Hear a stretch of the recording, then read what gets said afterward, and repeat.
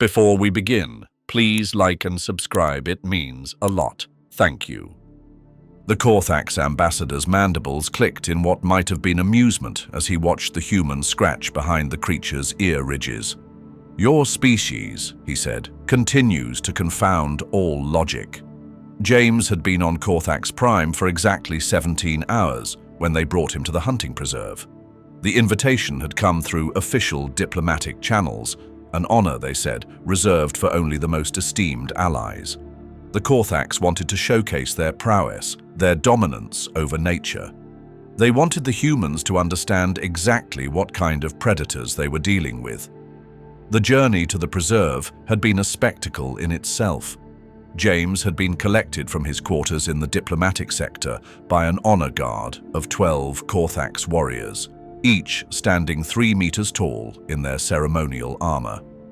Their exoskeletons gleamed like polished obsidian, decorated with trophies from hundreds of successful hunts.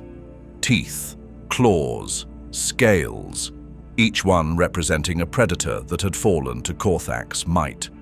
"Tell me, human," the lead guard, a scarred veteran named Gorth, had asked as their transport lifted off. "What is the most dangerous creature you have faced?" James had considered the question carefully. "I once had to get between a mother grizzly and her cubs," he'd said finally. "About 800 pounds of muscle, claw, and protective instinct." The guards had laughed, a sound like grinding stone. 800 pounds, Gorth had repeated. "The Vraxen weighs 20 times that. Your grizzly would be nothing more than a snack." James had simply nodded, filing the information away. 20 times 800 pounds.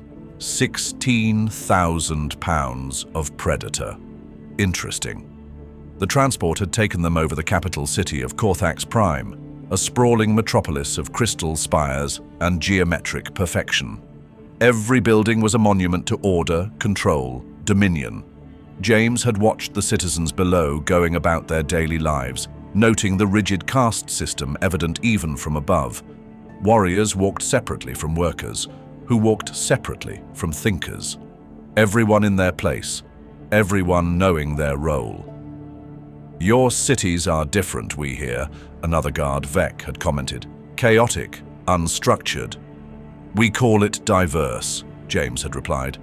"But yes, I suppose it looks like chaos from the outside." "Weakness," Gorth had stated flatly. "Order brings strength. Chaos brings death." James had said nothing, but he'd thought of Tokyo's controlled chaos, of New York's beautiful madness, of São Paulo's organic sprawl, cities that pulsed with life precisely because they weren't rigidly ordered. But there was no point arguing. Not yet. The preserve had come into view an hour into the flight. A vast expanse of carefully maintained wilderness surrounded by energy barriers that crackled with enough power to vaporize anything that tried to break through. From above, James could see the different biomes, each one housing predators from different worlds the Corfacs had conquered. 40,000 square kilometers, Gorth had said with pride. The greatest collection of lethal fauna in the galaxy, and at its heart, the Vraxen territory. "Just one?" James had asked. "One is enough," Vec had replied. "More than enough." The landing platform had been crowded with Corfac's nobility, military officials, and what James assumed were scientists or documentarians. The hunt of a Vraxen was apparently a significant cultural event, worthy of extensive recording. James had counted at least 50 high-definition recording drones hovering at various angles. High Hunter Corthan had been waiting for them, a massive Corfax whose carapace bore so many hunt marks that they overlapped like scales. He was old by their standards, probably approaching 200 cycles, but he moved with the fluid grace of a born predator. "Honored James of Earth," Corthan had greeted him, performing a complex gesture with his 4 arms that James recognized as a mark of respect. We are pleased you have accepted our invitation.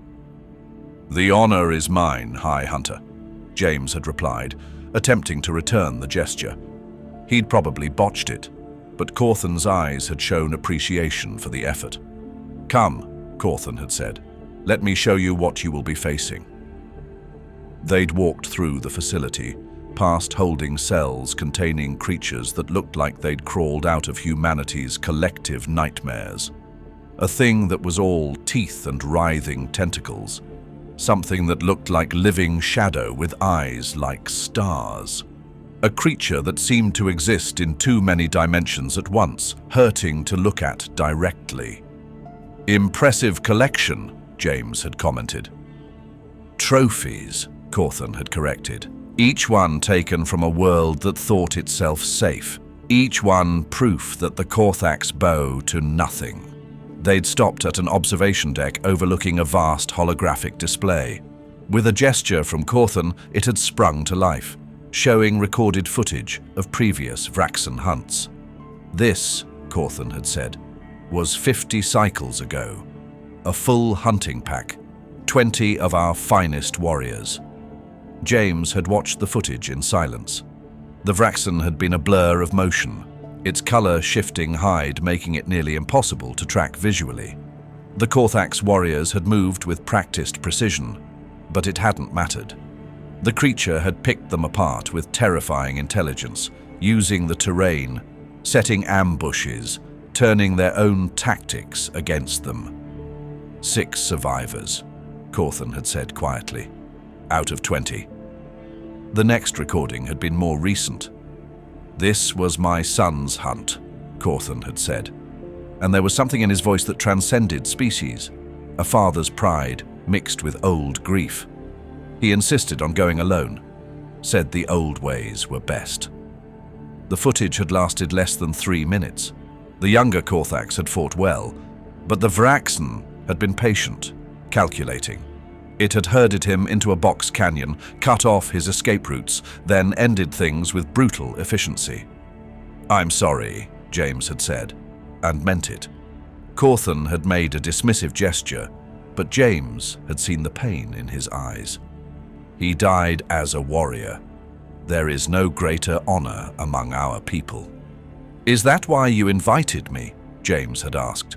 To see another species fall to your great predator? Perhaps, Corthan had admitted, or perhaps to see if the stories of human adaptability are true. You survive where you should not. You thrive where others merely endure. We would understand how. They'd continued the tour, Corthan explaining the history of the Vraxen hunts, the cultural significance, the religious overtones. For the Corfac's, the hunt wasn't just sport. It was a fundamental expression of their identity as a species. We evolved on a death world, Corthan had explained as they walked. Everything on our planet tried to kill us. The only way to survive was to become the greatest killers of all. The hunt is not just what we do, it is what we are. We had a similar beginning, James had offered. Earth wasn't kind to early humans. Yet you became soft, Vorthan had interjected, joining them. Where Corthan showed respect, Vorthan radiated contempt.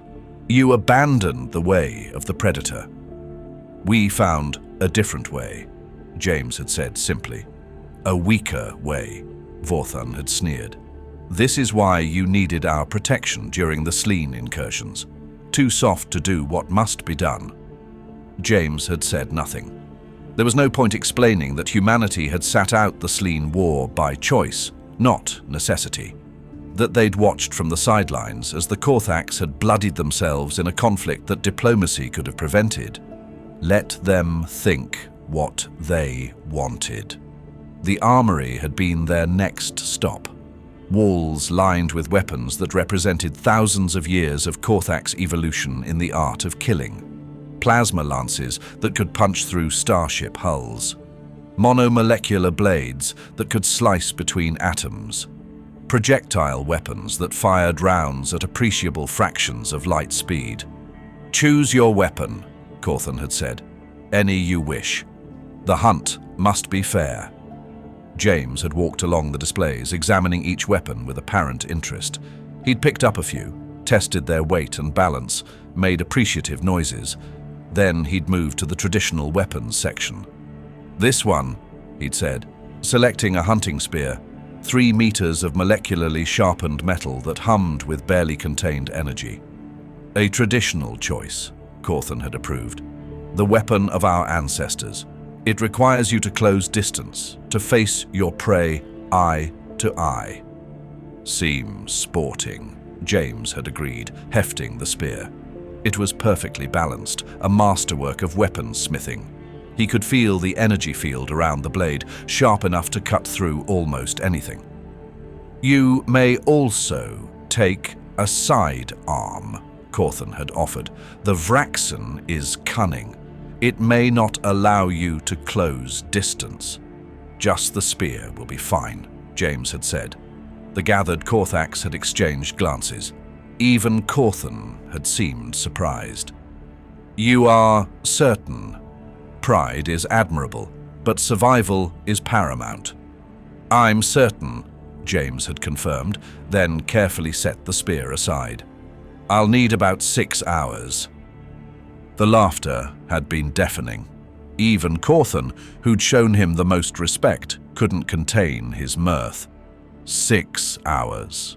Human. The record for surviving in Vraxen territory is 37 minutes. The record for making a kill is 3 days, and that required a full hunting pack. 6 hours, James had repeated, shouldering his pack. "Maybe 7 if it's particularly shy." "You're not even taking the spear?" Vorthan had asked, incredulous. "Don't need it," James had said simply. "This is madness," another noble had protested. "He goes to his death unarmed." "I'm not unarmed," James had corrected, patting his pack. "I've got everything I need right here." "What could you possibly have that would stop a Vraxen?" Vorthan had demanded. James had smiled. "Lunch." He'd walked into the fungal forest alone, leaving behind a viewing platform full of incredulous Corfac nobles and military officials. They'd settled in to watch the entertainment, placing bets on how long the soft human would last. The earliest bet was 45 seconds. The most generous gave him 5 minutes. None of them bet on 6 hours. The forest was beautiful in its alien way. Bioluminescent spores drifted through the air like snow, casting everything in soft blues and greens. The fungal towers stretched hundreds of meters overhead, their surfaces crawling with geometric patterns that shifted in response to movement. The ground was soft beneath his feet, a carpet of decomposing organic matter that released different colors with each step. Purple here, orange there, occasionally a brilliant flash of yellow. James had spent the first hour just walking, letting his presence be known. He'd moved deliberately, making no effort to hide his passage. Branches pushed aside rather than slipped around, feet placed firmly rather than carefully. He wanted to be noticed. As he walked, he'd catalogued the ecosystem. Despite being an artificial preserve, it had achieved a remarkable balance. Small creatures scurried through the undergrowth, prey animals imported to sustain the predator. Flying things that looked like a cross between bats and jellyfish drifted between the fungal towers, feeding on the spores. An entire food web, carefully maintained. "They put a lot of work into this," James had said aloud, knowing his words would be picked up by the surveillance drones. Creating a functioning ecosystem isn't easy. The Corfacs might be warriors, but they're also excellent ecological engineers. He'd found evidence of previous hunts as he went deeper. Scorch marks on fungal trunks from plasma fire. Deep gouges in the earth where something heavy had been dragged. A Corfac's helmet, split cleanly in two, still containing... James had moved on quickly. The first sign of the Vraxian itself had come after 90 minutes. A tree, or the fungal equivalent, stripped of its outer layer in parallel grooves. Claw marks, but not random. There was a pattern to them, almost like territory marker, James had said, running his hand over the grooves. But more than that, it's artistic. These patterns, they're not just functional, there's an aesthetic component. He'd taken out his datapad, making notes. The viewing platform would be watching, but he doubted they'd understand what he was doing. To them, he was probably just delaying the inevitable. The stream of liquid mercury had been unexpected. James had known about it from the briefing, one of the preserve's more exotic features, but seeing it in person was something else. The heavy metal flowed like water, its surface perfectly reflective. The banks were littered with bones, some recent, others ancient. Killing ground, James had observed. Prey comes to drink, predator waits. Classic ambush site. He'd circled the area carefully, reading the signs. Tracks in the soft earth, some days old, others fresh. The Vraxen was huge. The specifications hadn't exaggerated, but more interesting were the details. The way the claws had articulated suggested remarkable dexterity. The gait indicated by the footprints showed an animal capable of both bipedal and quadrupedal locomotion. Adaptable, James had murmured. You can change your stance based on need. Sprint on all fours, fight on two legs. Best of both worlds. He'd found fresher tracks after 2 hours. The Vraxen had been here recently, maybe within the last few hours. James had followed the trail deeper into the forest, moving with the easy confidence of someone taking an afternoon stroll. He'd hummed occasionally, an old earth tune his father had taught him. Scarborough Fair, ancient, even by human standards. The sound carried strangely in the fungal forest, echoing and distorting until it became something almost alien itself. A kilometer from the mercury stream, James had found what he was looking for. A clearing where the fungal canopy opened up to reveal the binary stars of Corfac's prime. The ground was worn smooth, compressed by weight and time. Scratches on the surrounding trunks at various heights. A wallow where something large had rolled in the earth. This is where you spend your time, James had said to the empty clearing. Your actual territory center. The mercury stream is where you hunt, but this is where you live. He'd made himself comfortable on a fallen log at the edge of the clearing, positioning himself with clear sight lines in all directions. From his pack, he'd pulled out a field ration and a water bottle. Nothing fancy. Standard human exploration fare. Then he'd waited. The Vraxen had announced itself 20 minutes later with a subsonic rumble that James felt in his chest cavity. He didn't move, didn't reach for a weapon he didn't have. Just took another bite of his protein bar. I know you're there, he'd said conversationally. Been watching me for a while now, haven't you? Trying to figure out what I'm doing. The rumble had come again, closer. The surveillance drones wouldn't pick it up. The frequency was too low for their sensors. But James felt it just fine. Here's the thing, James had continued, still not looking around. I know you understand me. Maybe not the words, but the tone, the intent. You've been in this preserve for how long? Years, decades. Listening to the Corfacs talk about you, plan hunts, discuss tactics. You've learned. Movement in his peripheral vision. Something large, shifting between the fungal towers. The natural camouflage was remarkable. The Vraxen's hide seemed to pick up and reflect the colors around it, making it nearly invisible when still. I'm going to reach into my pack, James had said slowly. Pull out some food. Not a weapon. Food. He'd moved deliberately, telegraphing every action. The protein bar had been half-eaten already. He'd broken off a piece, then tossed it gently into the center of the clearing. Peace offering, he'd said, though I'm not sure if your biochemistry can process it. Only one way to find out. The Vraxen had emerged from the forest like a nightmare-given form. Even prepared for its size, James had felt his hind brain screaming warnings. 3 meters at the shoulder when quadrupedal, massive head equipped with jaws that could bite through steel, 6 eyes arranged in pairs, each one tracking independently. The claws were as long as James's forearms, curved like scythes.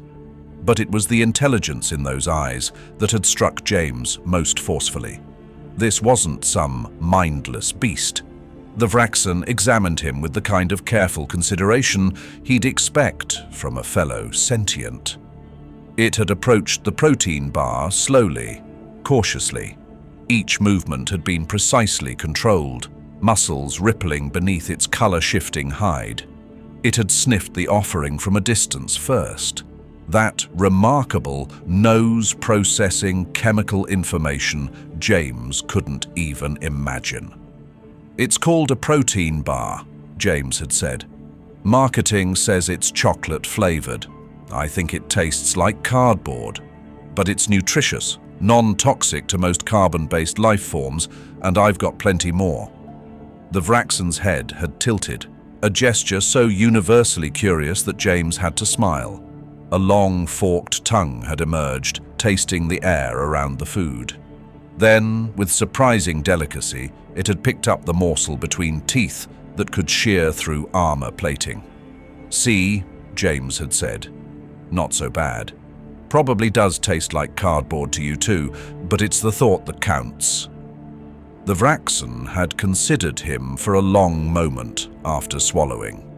Then, in a movement that would have been comical if performed by something less lethal, it had sat down, just plopped its massive bulk onto the ground, and regarded James with what could only be described as expectation. "Oh, you want more?" James had laughed, actually laughed, sitting 20 feet from 16,000 pounds of apex predator. "Well, since you asked nicely." He'd pulled out another bar, broke it in half. This time, instead of throwing it, he'd held it out. "But you have to come get it. Fair's fair." The viewing platform must have been going insane. James could imagine the betting pool collapsing as he failed to die on schedule. But he'd kept his focus on the Vraxen, maintaining eye contact with the primary pair of eyes while watching the others with his peripheral vision. The Vraxen had moved closer with fluid grace, each step calculated and controlled. It had stopped just outside of lunging range for either of them and stretched its neck forward. James had to appreciate the caution. Even offering food, he was still a potential threat. The second piece had disappeared as delicately as the first. James had slowly reached out, palm up, fingers spread. "May I?" The Vraxen had pulled back slightly, all 6 eyes focusing on his hand. Then, slowly, it had leaned forward again. James had made contact with the side of its massive head, feeling hide that was both scaled and furred, warm to the touch, and thrumming with vitality. "That's not so bad, is it?" he'd asked, gently scratching behind what seemed to be an ear ridge. The Vraxen's eyes had half closed, and a rumble had started deep in its chest. Not threatening, but almost content. That had been 4 hours ago. Now James sat with his back against a fungal tower, while the Vraxen, he'd started thinking of it as Rex, though that was probably insulting to such a magnificent creature, sprawled nearby like the galaxy's most dangerous house cat. Its massive head rested on paws the size of dinner plates, while James absently scratched behind the cartilage structures that served as its ears.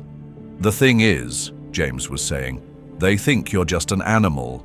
A clever one, sure, but still just an animal. They don't see what I see." Rex rumbled deep in its chest, a sound that vibrated through the ground and into James's bones. One of its 6 eyes tracked a drifting spore while the others remained focused on him.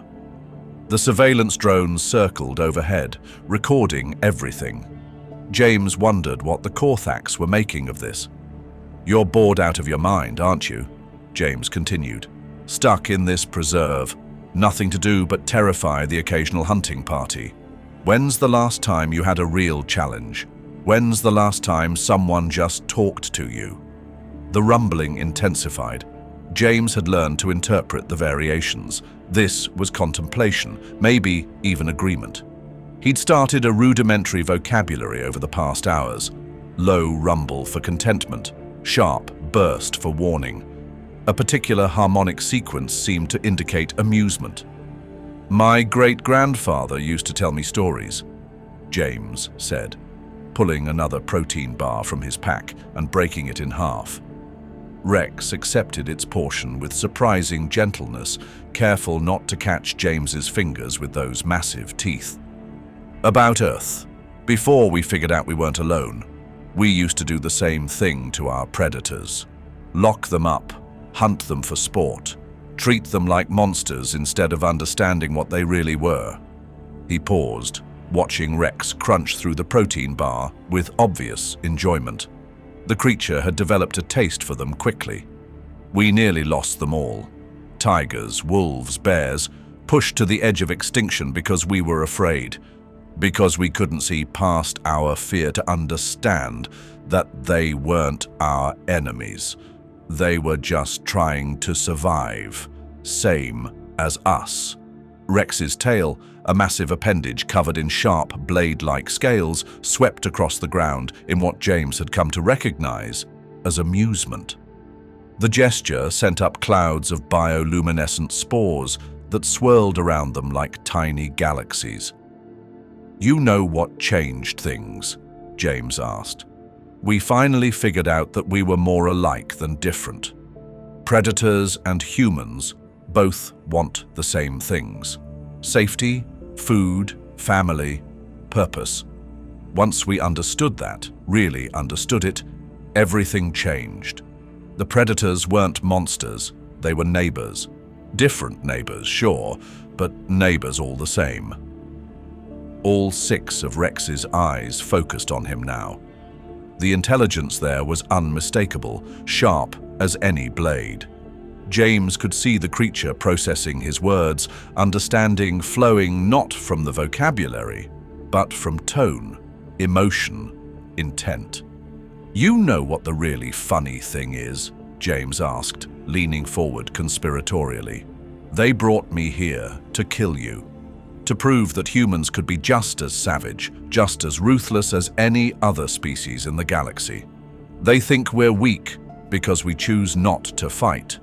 They think we're cowards because we'd rather make friends than enemies." Rex shifted, raising its massive head to look directly at James.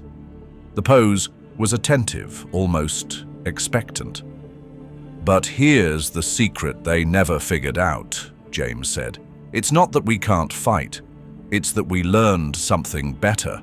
We learned that the most dangerous predator, the most effective hunter, isn't the one with the sharpest claws or the strongest bite. It's the one that can turn enemies into allies. You know what the deadliest human weapon is?"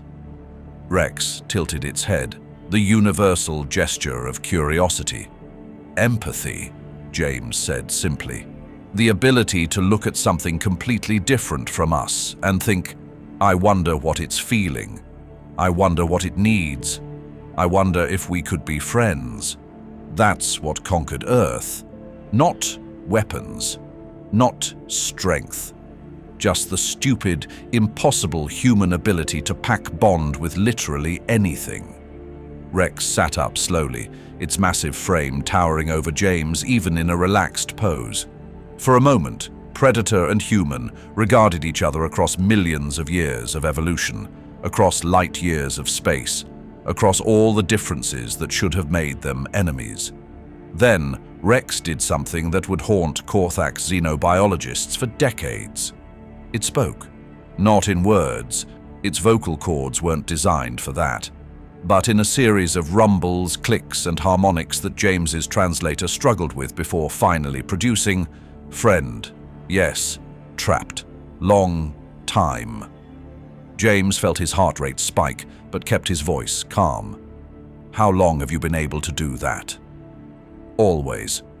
The translator worked overtime, filling in gaps. Learn, watch, understand. Corfac, think, animal, easier.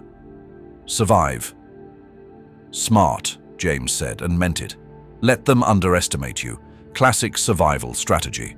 If they knew you were sentient, kill. Different. Rex's massive head drooped slightly. Not sport, if thinking murder ... Yeah, James agreed softly. Changes things, doesn't it? How many others know about your intelligence? None. Only me left who remembers. Remembers what? Rex was quiet for a long moment, those 6 eyes distant. When it spoke again, the translator struggled more than usual. Before Cage, before Hunt, when Sky people came. Sky people? The Corfac? No! Rex shifted its claws, leaving deep furrows in the earth.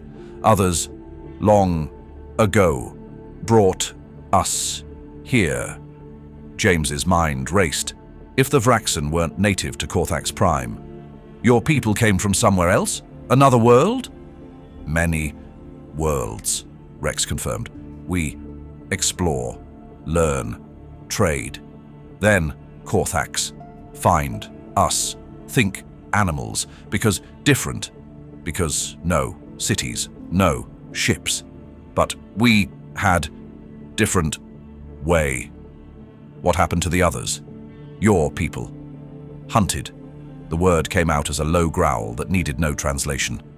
Sport, for warriors. Scattered, hid, forgot. Only old ones remembered. Now, only me. James felt a cold rage building in his chest.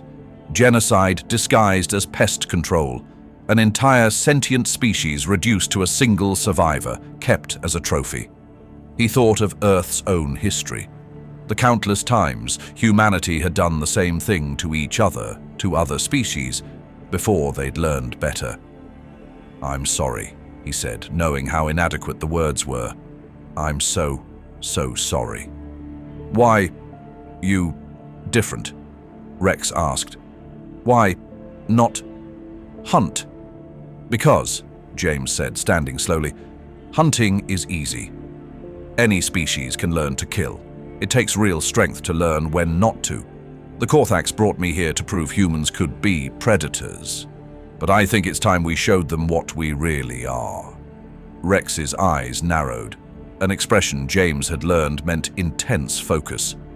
What are you? James grinned, the expression that had unsettled more than one alien diplomat. We're the species that looked at wolves, predators that could tear our throats out, and said, I bet we could be friends. We're the ones who took wild horses and turned them into partners. We're the idiots who see a massive predator and think, that looks fluffy, I want to pet it.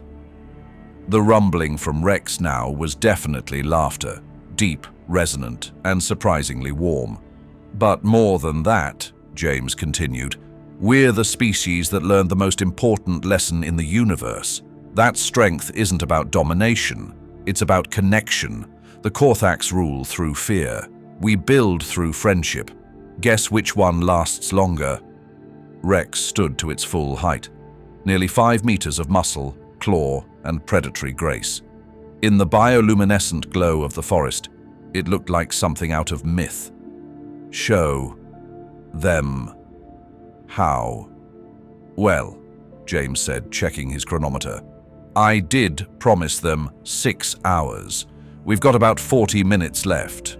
What do you say we give them a show they'll never forget? What plan? First, we walk out of here together. No chains, no weapons, just 2 friends out for a stroll. That'll shake them up nicely. Then, James's grin widened. Then we tell them the truth, all of it. And we see if the Corfac are capable of learning what humanity learned, that it's harder to live with your mistakes than to die for them. They not listen, Rex warned. Proud, stubborn, Maybe, James agreed. But they're also not stupid. When they realize they've been committing genocide for sport, they'll have two choices: own up to it and make amends, or try to cover it up. And if they try the cover-up, he patted his pocket where his communicator rested. Well, let's just say the Galactic Council takes a very dim view of sentient species hunting each other for fun. You threaten them. I give them a choice, James corrected. The same choice humanity faced. Be better, or be excluded. Change, or be left behind. It's not a threat, it's an opportunity. Rex considered this for a moment. And if they choose better, then we work together. We find any other survivors. We rebuild what was lost. We make sure this never happens again. James looked up at the surveillance drones. And we show the galaxy that the Corfacs can be more than just warriors, that they can be protectors, builders, friends. Optimistic, Rex observed. It's a human failing, James admitted. We can't help hoping for the best, even when we're preparing for the worst. Speaking of which, he reached into his pack one more time, pulling out a small device. Emergency beacon, military grade. If things go badly, this will have a human rapid response team here in hours. They'll be less diplomatic than I am. Warriors, when we need to be, James said. But only when we need to be. That's the difference. The Corfacs are warriors trying to remember how to be people. Humans are people who remember how to be warriors. It's a subtle distinction, but an important one. They began walking back through the forest, side by side. The journey that had taken James 3 hours alone took less than 40 minutes with Rex leading the way. The Vraxen knew every path, every shortcut, every hidden route through its territory. As they walked, Rex shared more of its history. Its people had been explorers, scientists after a fashion. They'd developed biological technology instead of mechanical, living ships that swam between stars, cities that grew like gardens. When the Corfacs had found them, they'd seen only animals to be hunted, not understanding that intelligence could take forms different from their own. We tried to communicate, Rex explained as they navigated a particularly dense grove. But Corfacs only understood force. When we defended, they saw challenge. When we fled, they saw prey. Classic first contact failure, James said. Happens more often than you'd think. Two species, two completely different contexts for existence, trying to understand each other through violence. Never works out well. Your people different. We got lucky, James admitted. Our first contact was with the Centauri. They were patient. We were curious. Nobody shot first. But it could have gone differently. There were people on both sides who wanted to. They were approaching the edge of the preserve now.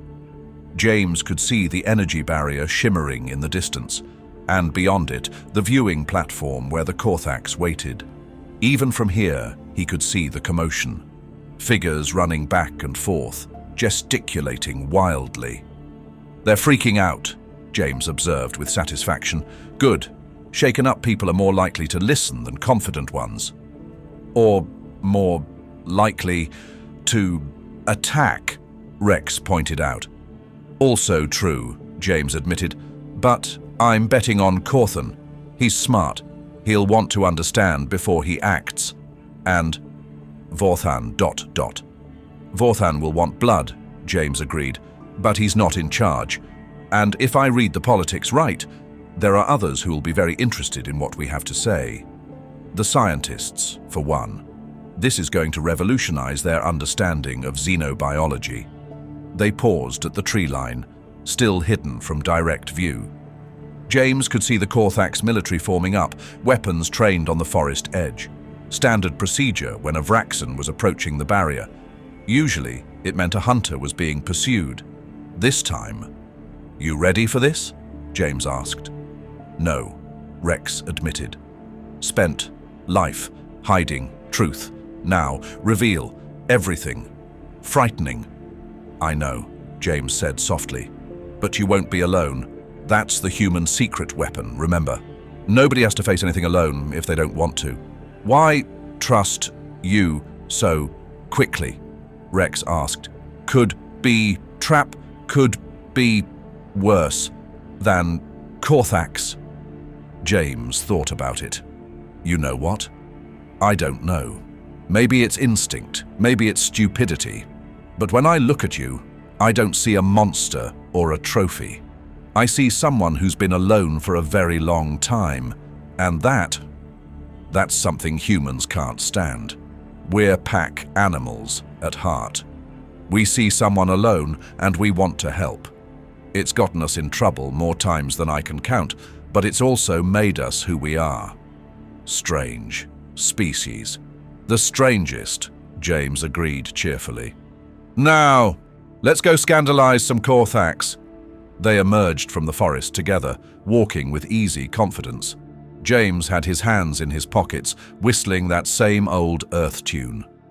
Rex moved with fluid grace beside him, close enough to be companionable, but not so close as to seem threatening. The reaction was everything James had hoped for. Weapons swung wildly between targets as Corfac's warriors tried to process what they were seeing. Several dropped their rifles entirely. On the viewing platform, he could see nobles backing away, others pressing forward for a better view. The recording drones swarmed closer, jockeying for the best angles. James stopped at the boundary of the hunting preserve, exactly where he'd entered 6 hours and 17 minutes earlier. Rex sat beside him, its tail sweeping the ground in what looked almost like contentment. "So," James called up to the viewing platform, "about that whole hunting thing, I've got a counter-proposal." High Hunter Corthan was the first to find his voice. His translator struggled with the emotions in his tone. "You tamed it?" "Tamed?"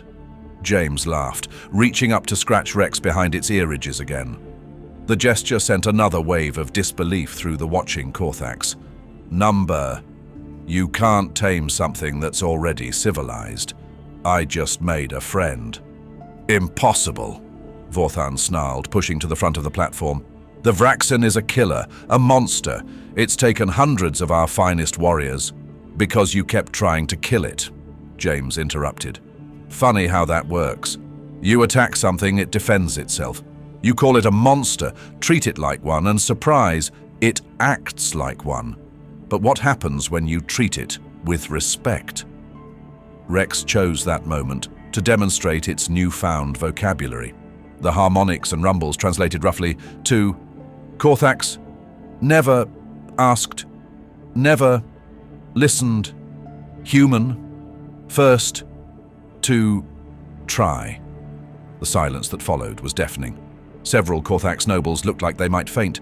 One actually did, its 4 legs folding as it collapsed in a heap. The concept of the Vraxen as anything more than a beast was shaking their entire worldview. "It speaks," someone whispered. "It thinks," another added, horror creeping into their voice. "It always did," James said, his voice carrying clearly across the distance. "You just never bothered to check. How many did you kill without ever wondering if they were people? How many died thinking they were alone in the universe because you couldn't see past your own assumptions?" Corthan's translator crackled with static before his words came through. This cannot be. We have studied the Vraxen for generations. Our greatest xenobiologists studied them as animals, James cut in. Looked for hunting patterns, not language. Analyzed attack strategies, not art. Yes, art, he added, seeing their confusion. Those territory markers, they're not just functional. They're aesthetic, beautiful even. Rex here spent decades perfecting the patterns, trying to communicate, trying to show you that there was a mind behind the claws. Lies, Vorthan spat. The human has been corrupted, somehow influenced. The Vraxen are manipulators. We know this. Then test it, James challenged. Ask Rex something only a sentient being would know. Quiz it on mathematics, philosophy, whatever you want. But I'll warn you, it's been listening to you for longer than most of you have been alive. It probably knows your culture better than you do. This is preposterous, another noble protested. Even if it possesses some rudimentary intelligence, that hardly makes it a person, James finished. Why not? What's your definition of personhood? Tool use. Rex's people had biological technology you can't even imagine. Language? We're having a conversation right now. Culture. They had art, music, science, until you destroyed it all.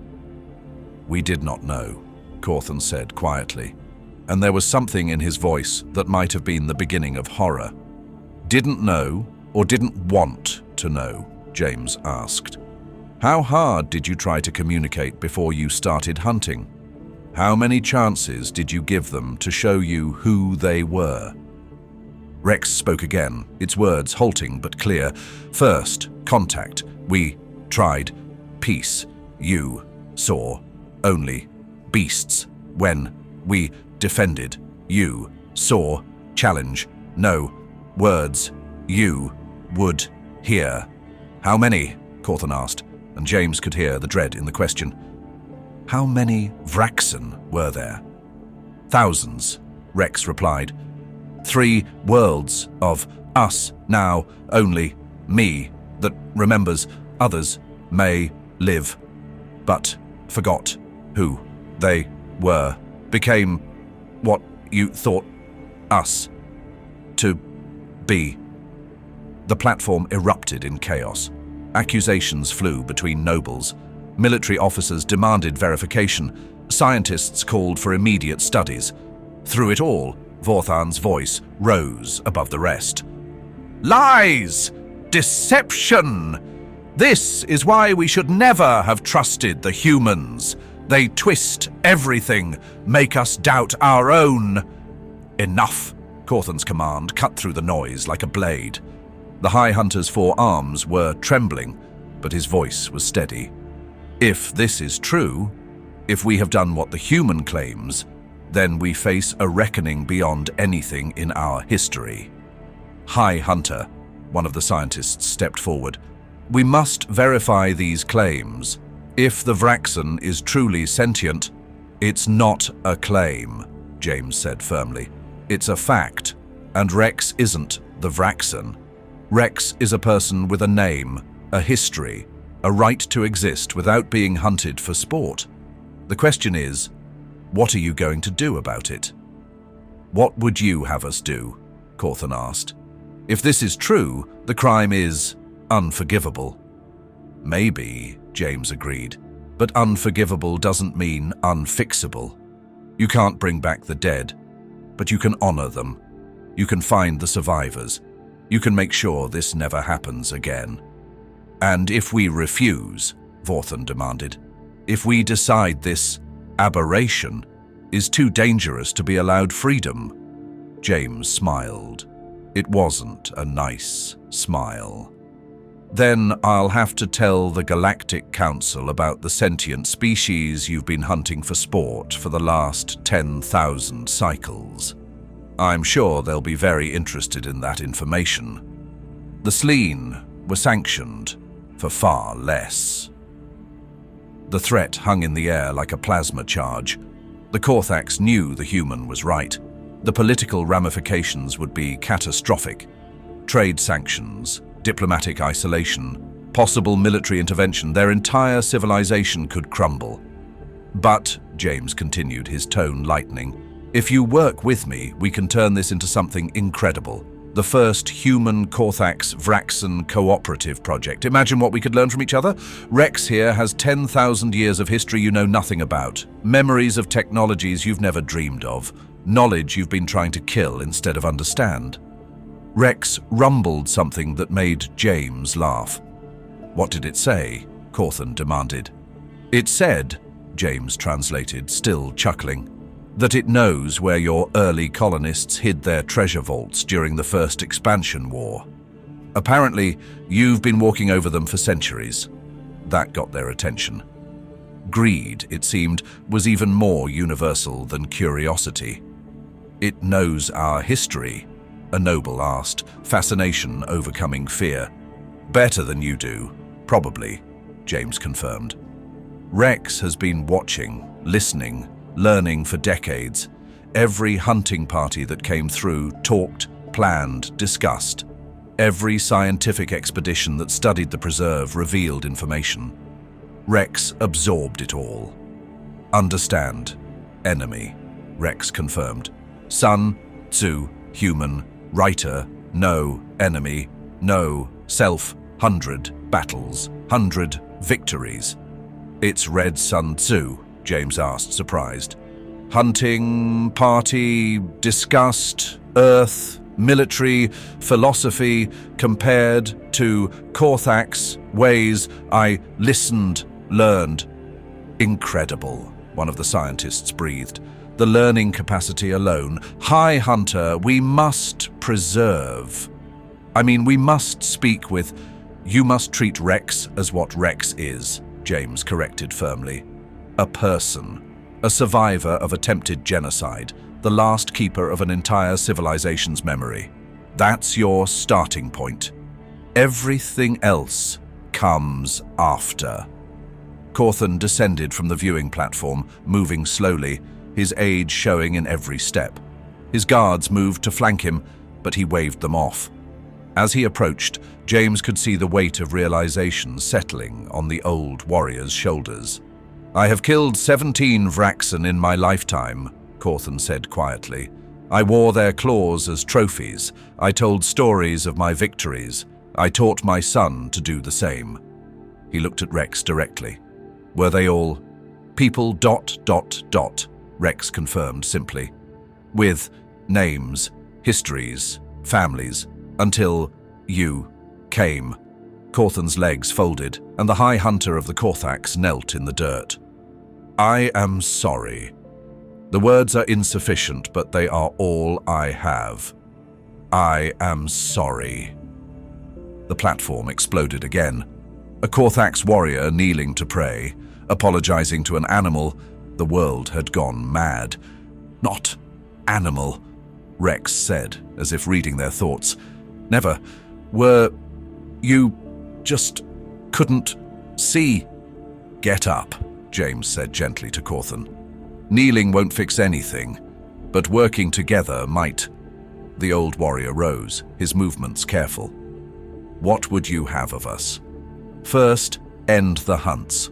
All of them. Immediately. Not just of Rex's people, but any potentially sentient species in the preserve. Second, we search for survivors. Rex says there might be others who've forgotten their origins. We help them remember. Third, reparations. Not symbolic, but real. Resources to rebuild what was destroyed. The Council of Nobles will never agree, Vorthan said, approaching with his hand on his weapon. You ask us to overturn millennia of tradition based on the word of one human and one creature. Then let's get more words, James suggested. Full scientific study, linguistic analysis, cultural investigation. But while that's happening, the hunts stop. Because if you're wrong, you've paused a tradition. But if I'm right, every hunt is murder. You speak of murder, Vorthan snarled. But what of our dead? The warriors the Vraxen killed? Self-defense, James said simply. You came into their territory with weapons. You attacked first. Always. Rex, in all the encounters with Corfax, did you or your people ever attack first? Never. Only defended. Only fled. Until nowhere. Left to run. Your planet, Corthan said suddenly. The world you came from. Where is it? Rex was quiet for a long moment. Gone. Corfax found it 200 cycles ago. Thought empty. Because no cities like yours strip mined for resources. Even Vorthen looked shaken by that. An entire world destroyed without anyone realizing it was inhabited. How? Someone asked. How did we not know? Because you didn't look, James said. Because you saw difference and assumed inferiority. Because your definition of civilization was so narrow you couldn't recognize it in any other form. Rex's people built with biology, not metal. They grew their homes instead of constructing them. They traveled in living ships that you probably thought were spaceborne animals. The void swimmers, a scientist whispered. We've been hunting them for centuries. Their ships were ships, Rex corrected sadly. Now, just animals. Forgot. Purpose. Forgot. Passengers. Still sing, though. Still remember songs, even if not words. James felt his anger spike again. An entire spacefaring civilization reduced to feral remnants, hunted for sport across the galaxy. Okay, new item for the list. We find every void swimmer in Corfac space and figure out how to help them remember. This is madness, another noble protested. Even if we accept this revelation, the resources required would be astronomical. The political upheaval alone would be less than what happens when the Galactic Council learns the truth, James reminded them. This isn't a negotiation. It's a choice. Make amends voluntarily, or be forced to by the rest of the galaxy. Which do you think preserves more of your honor? Honor, Corthan said bitterly. We spoke of honor while committing genocide. What honor is left to preserve? The honor of choosing to be better, James said. The honor of admitting mistakes and working to fix them. The honor of growth. That's what humanity learned. We made these same mistakes. We destroyed peoples and cultures through ignorance and arrogance. We can't undo that, but we can make sure we never do it again, and we can help others learn the same lesson. You truly believe we can change? Corthan asked. That we can be more than what we have been? I know you can, James said firmly. Every species can. It just takes courage to try. Rex moved then, approaching Corthan slowly. The guards raised their weapons, but Corthan waved them down. Predator and warrior faced each other, centuries of history between them. You killed my mother, Rex said quietly. 70 cycles ago. I watched from hiding. Watched you take trophies.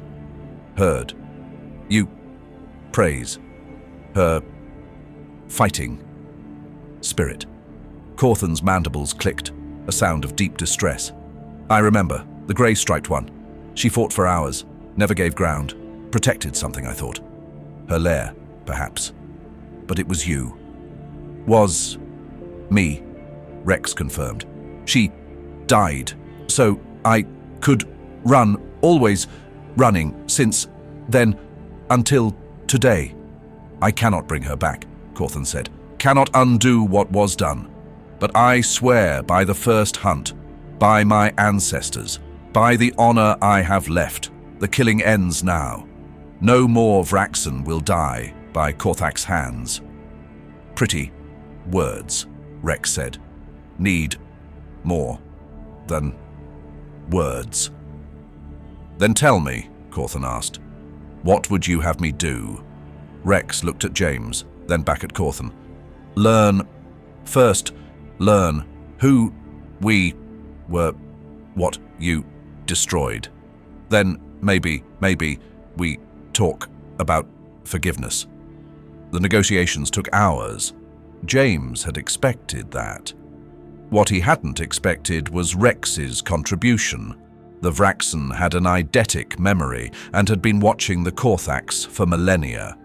It knew things about their history, their culture, their secrets that no amount of hunting could have revealed.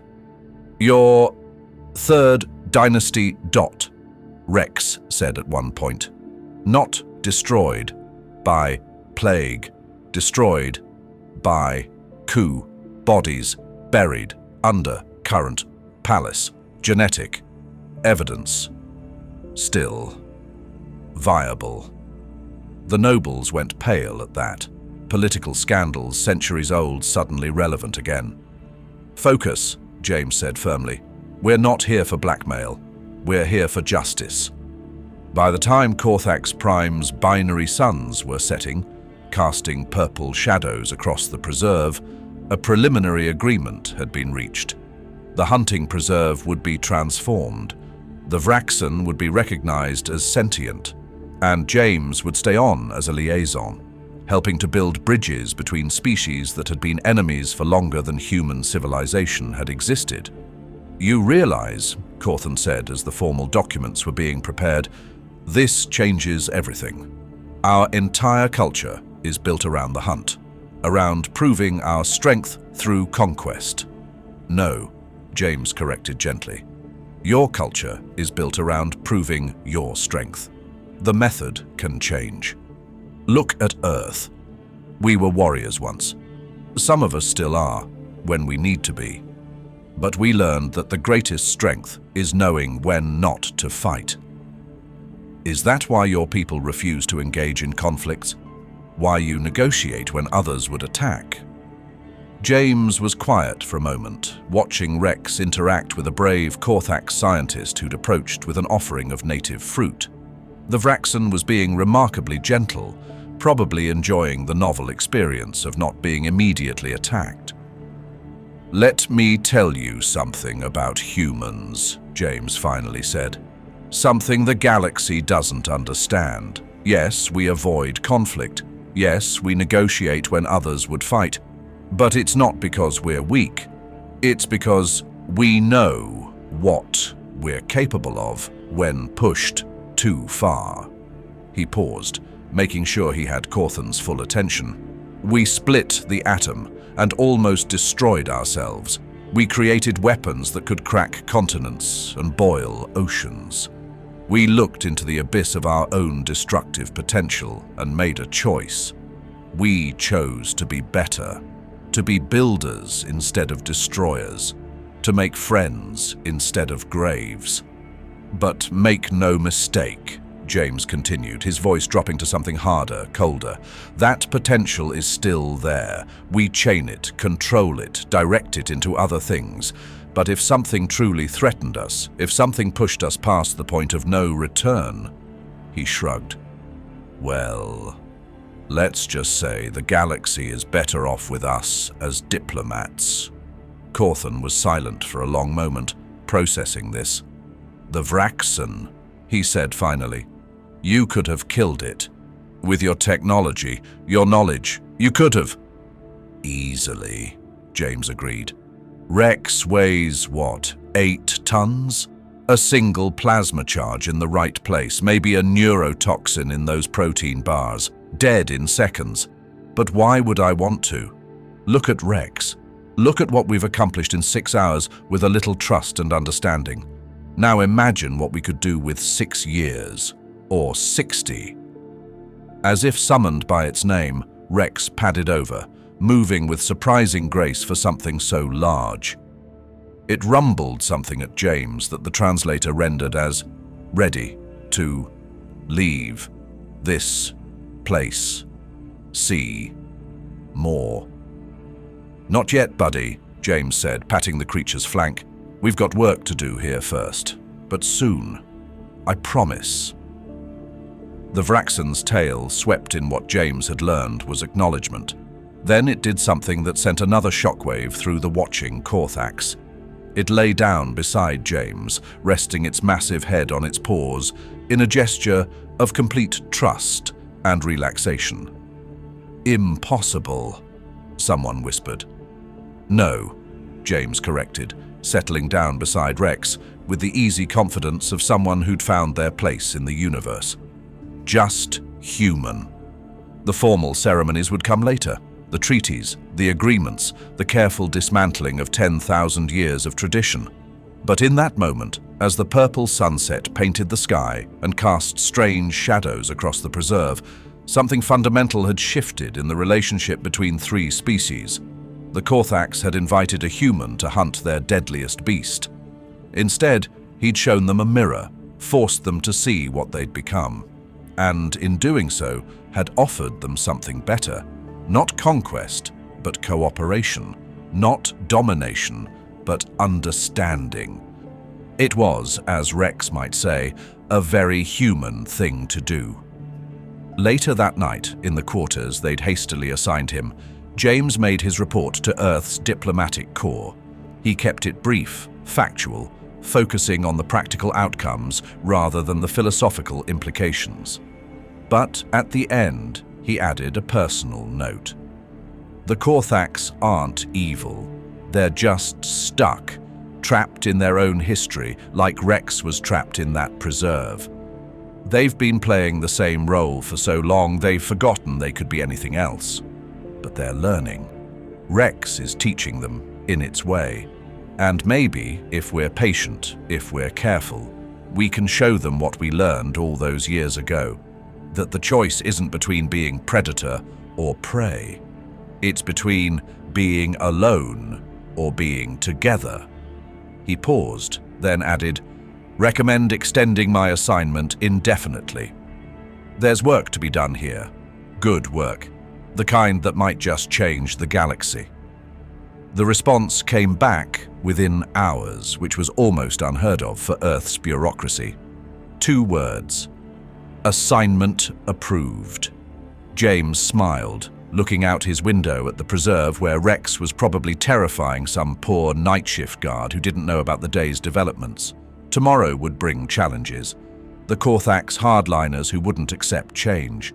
The logistics of transforming a hunting preserve into a habitat.